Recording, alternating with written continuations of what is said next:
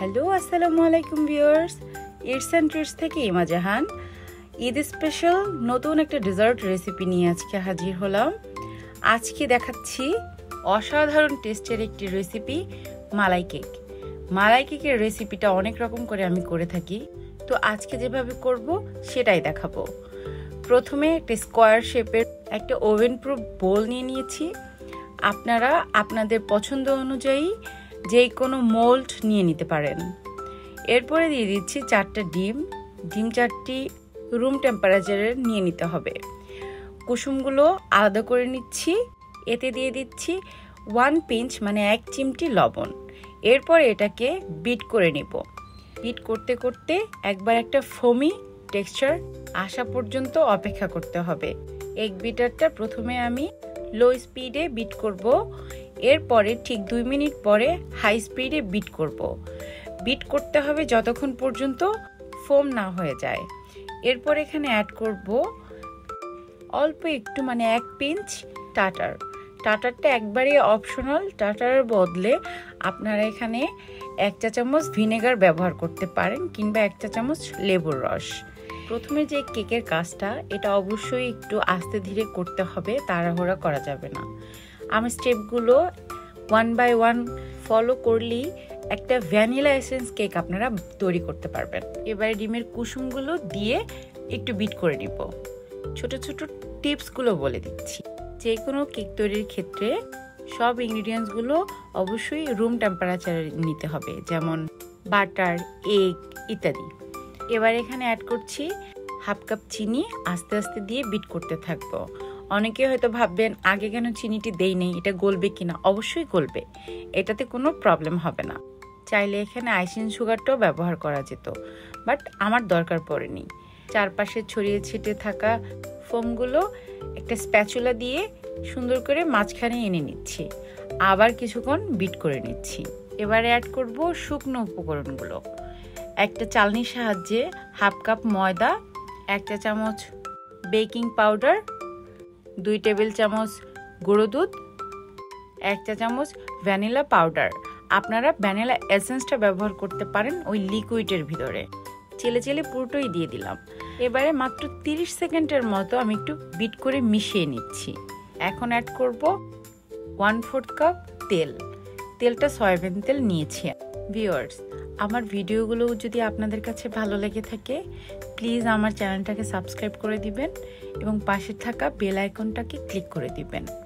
এতে করে আমার চ্যানেলের ভিডিও আপলোডের সাথে সাথে নোটিফিকেশন চলে যাবে আপনার কাছে।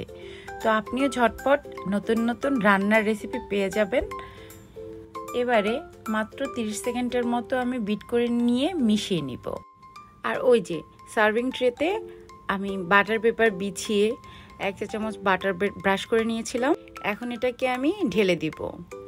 ঢেলে একটু হাত দিয়ে ট্যাপ করে দিচ্ছি।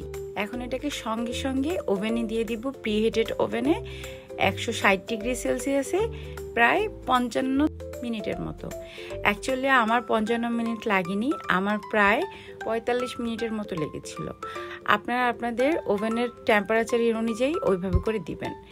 এবার একটা বাটিতে আমি নিয়ে নিচ্ছি whipping cream 1/2 cup. 1/2 cup whipping ক্রিমের সাথে দিয়ে দিচ্ছি 2 টেবিল চামচ গুঁড়ো দুধ আর 1 চা চামচ ভ্যানিলা পাউডার। আপনারা এসেন্সটা ব্যবহার করতে পারেন। এবারে প্রথমে লো স্পিডে বিট করব 1 মিনিটের মতো। তারপরে স্পিডটা একদম ফুল দিয়ে বিট করে নেব যতক্ষণ পর্যন্ত আমার হুইপ ক্রিমটা রেডি না হয়। অনেকেই বলেন যে হুইপ ক্রিম জমে না বা ঠিক হয় না। আসলে এটা আপনার প্রথমত হুইপ ক্রিমের কোয়ালিটি, আর দ্বিতীয়ত রুম টেম্পারেচার উপরে ভ্যারি করে। আমার হুইপ ক্রিম রেডি। আমি রেখে দিব ফ্রিজের নর্মাল চেম্বারে। একটা প্যানে 1/2 কাপ চিনির সাথে 2 টেবিল চামচ পানি দিয়ে এটাকে ক্যারামেল করে নিচ্ছি। এ পর্যায়ে কোনো চামিচ দিয়ে নাড়াচাড়া করা যাবে না। ঠিক চুলার উপরে আস্তে করে রেখে দিতে হবে, একটু চুলার ফ্লেমটা কমিয়ে। যখনই ক্যারামেলটা হয়ে যাবে আমি এখানে 1 টেবিল চামচ বাটার দিয়ে নেড়ে চেড়ে নিয়েছি এবং এখানে দিয়ে দিচ্ছি 1/2 কাপ ক্রিম। ক্রিমটা দেওয়ার সঙ্গে সঙ্গেই নেড়ে নিতে হবে। এই ক্যারামেল সিরাপটা খুবই মজাদার, এটা তিতা লাগবে না। এবারে আমি দিয়ে দিচ্ছি 300 গ্রাম লিকুইড মিল্কের সঙ্গে 3 টেবিল চামচ গুঁড়ো দুধ এবং 2 টেবিল চামচ কনডেন্স মিল্ক।